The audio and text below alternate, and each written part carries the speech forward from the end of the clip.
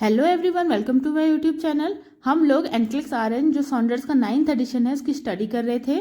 पिछली वीडियो में हमने चैप्टर 1 को स्टार्ट किया था। अगर आपने अब तक वो वीडियो नहीं देखी है तो उसका लिंक मैं डिस्क्रिप्शन बॉक्स में दे दूंगी। इस वीडियो में हम चैप्टर 1 को कंटिन्यू करेंगे एंड बुक में जो भी एमसीक्यू दिए हैं उनको हम इसमें डिस्कस करेंगे।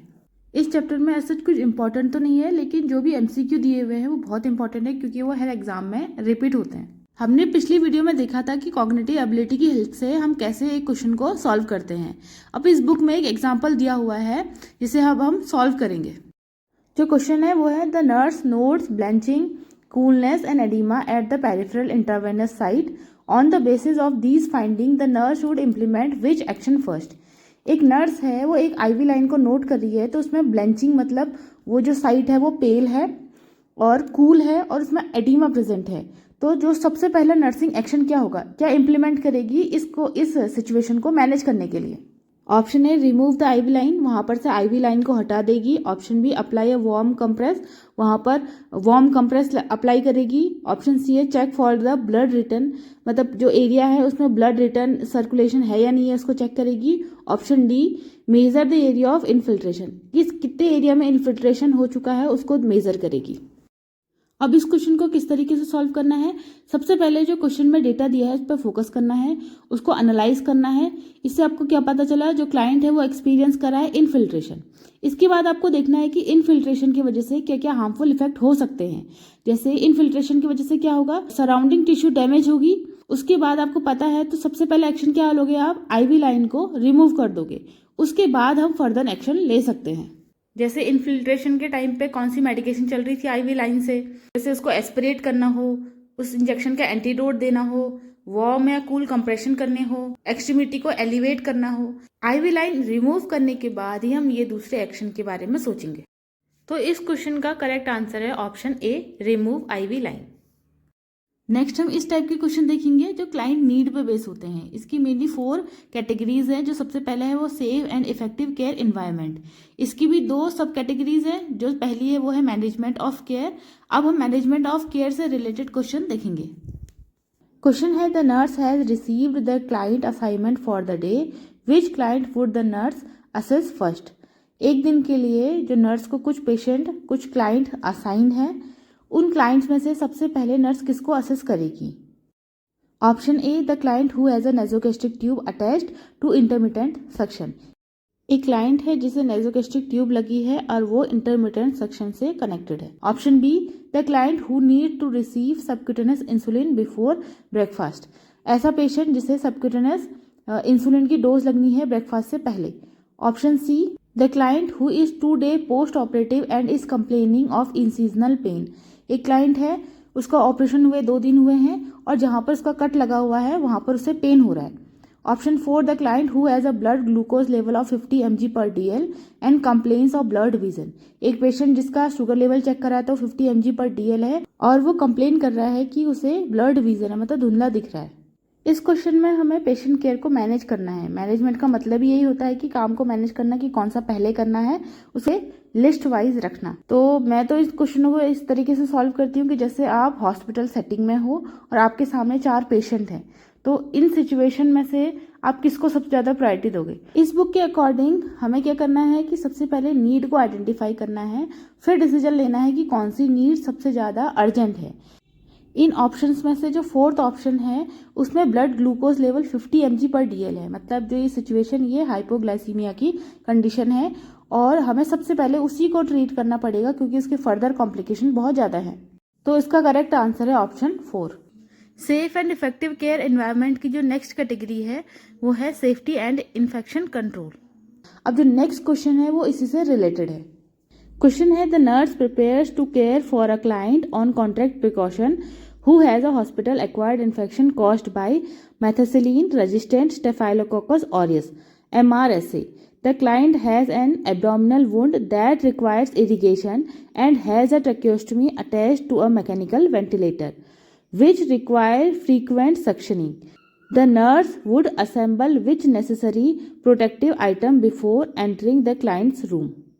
अब इस क्वेश्चन में क्या है, जो नर्स है वो किसी क्लाइंट की केयर करने के लिए प्रिपेयर कर रही है, जिसे क्या है हॉस्पिटल एक्वायर्ड इन्फेक्शन है, वो भी कौन सा, MRSA, मार्सा, ठीक है। तो इसमें क्या है, उसे एब्डोमिनल वुंड है उसे भी इरिगेट करना है, ट्रैकियोस्टमी अटैच है, मैकेनिकल वेंटिलेटर अटैच है उसका, उसको भी फ्रीक्वेंट सक्शन करना है। तो इसमें नर्स अपने साथ क्या क्या प्रोटेक्टिव आइटम लेके जाएगी जब वो रूम पे एंटर करेगी। ऑप्शन 1 है ग्लव्स एंड गाउन, ऑप्शन 2 है gloves and face shield, option 3 है gloves gown and face shield, option 4 है gloves gown and shoe protectors. इस टाइप के क्वेश्चन में हमें सेफ्टी पे ध्यान देना होता है और इन्फेक्शन को स्प्रेड होने से बचाना होता है। जो मार्सा है ये कॉन्टैक्ट प्रिकॉशन है, इसके जो बैक्टीरिया होते हैं वो प्रेजेंट होते हैं नोज में, स्किन में, ब्लड में, यूरिन में।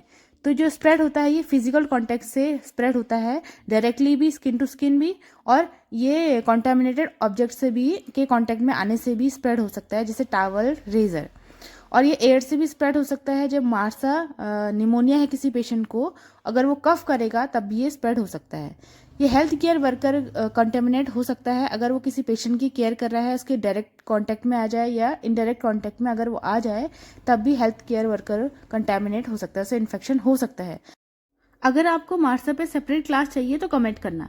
अब इस क्वेश्चन में देखते हैं, इसमें जब नर्स वुंड इरिगेट कर रही है और सक्शन कर रही है तो जो इन्फेक्टिव मटेरियल है वो स्प्लैश हो सकता है। सो इसमें ग्लव्स और गाउन तो चाहिए ही चाहिए, साथ में फेस शील्ड भी चाहिए स्प्लैश से बचने के लिए। तो इसका करेक्ट आंसर है option C, gloves, gown and face shield. Next category है हेल्थ प्रमोशन एंड मेंटेनेंस से रिलेटेड।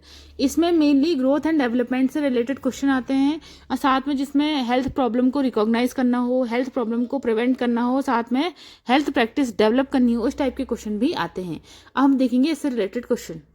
क्वेश्चन है, the nurse is choosing age appropriate toy for a toddler, which toy is best choice for this age. एक nurse है वो एक toddler के लिए toy choose कर रही है, तो जो ये ऑप्शन दिए हैं इनमें से सबसे बेस्ट चॉइस कौन सी है इस एज के बच्चों के लिए। Option 1 puzzle, option 2 toy soldier, option 3 large stacking blocks, option 4 a card game with large pictures. ये जो क्वेश्चन है ये टॉडलर की ग्रोथ एंड डेवलपमेंट से रिलेटेड क्वेश्चन है। इसमें टॉडलर को ऐसी एक्टिविटी करना पसंद होता है जिसको वो खुद कर सकता है, ऐसे टॉयज पसंद होते हैं जिससे वो खुद खेल सकता है, जैसे स्टॉकिंग ब्लॉक्स होते हैं, ये बड़े बड़े ब्लॉक्स होते हैं जिससे बच्चा अरेंज करता है। और जो पजल हैं और जो टॉय सोल्जर्स हैं ये इनके छोटे छोटे पीस होते हैं जिसे बच्चा मुंह में डाल सकता है, जो उसके लिए खतरनाक है। और जो पिक्चर वाले जो कार्ड गेम्स होते हैं वो ऐसे गेम्स होते हैं जिसे जिसे वो किसी की हेल्प से खेल सकता है, जो ये स्कूल एज वाले बच्चों के लिए सही रहते हैं। तो इस क्वेश्चन का सही आंसर होगा option 3, large talking blocks. Next category है साइको सोशल इंटीग्रिटी। इसमें हमें सपोर्ट करना होता है क्लाइंट को उसके स्ट्रेसफुल लाइफ इवेंट्स के लिए, हेल्प करना होता है कि वो emotional, mental, social wellbeing achieve कर सके। अब हम इसका एग्जाम्पल देखते हैं। क्वेश्चन है, a client with end stage chronic obstructive pulmonary disease has selected guided imagery to help cope with psychological stress, which client statement indicate the best understanding of this stress reducing measure। एक client है जिसे and stage chronic obstructive pulmonary disease COPD है, उसके लिए select करा है guided imaginary technique जो उसे हेल्प करेगी कि वो साइकोलॉजिकल स्ट्रेस का सामना कर सके।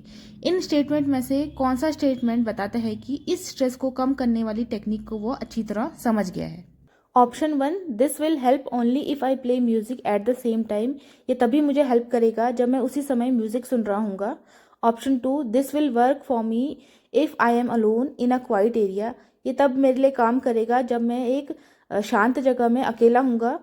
Option 3, I need to do this when I lie down in case I fall asleep, मैं सो जाता हूँ तो मुझे लेटते समय ऐसा करने की ज़रूरत होती है। Option 4, the best thing about this is that I can use it anywhere any time, इसकी सबसे अच्छी चीज़ ये है कि इसे मैं कहीं भी और कभी भी कर सकता हूँ। COPD एक सीरियस इलनेस है जिसमें जो पेशेंट होता है हमेशा दुखी रहता है, डरा हुआ रहता है, इसलिए इसे साइकोलॉजिकल सपोर्ट देने की ज़रूरत होती है। गाइडेड इमेजनरी में क्लाइंट माइंड में एक इमेज बनाता है, उस इमेज में कंसंट्रेट करता है, इस वजह से जिसके कारण वो अपसेट है, हर्ट है, उस पर कम ध्यान देने लगता है, और ये टेक्निक वो कहीं पर भी और कभी भी यूज़ कर सकता है। ऐसा वो दूसरी रिलैक्सेशन टेक्निक या गाना सुन के भी कर सकता है, बट फर्स्ट ऑप्शन में ओनली वर्ड है इसलिए फर्स्ट ऑप्शन गलत है। इसका करेक्ट आंसर है ऑप्शन 4। अगर फर्स्ट ऑप्शन में ओनली वर्ड नहीं होता तो फर्स्ट ऑप्शन भी सही हो सकता था। ये वीडियो यहीं पर ही खत्म होती है। रिमेनिंग एमसीक्यू हम नेक्स्ट पार्ट में कंप्लीट करेंगे। अगर आपको ये वीडियो अच्छी लगी हो तो प्लीज़ लाइक और शेयर करना।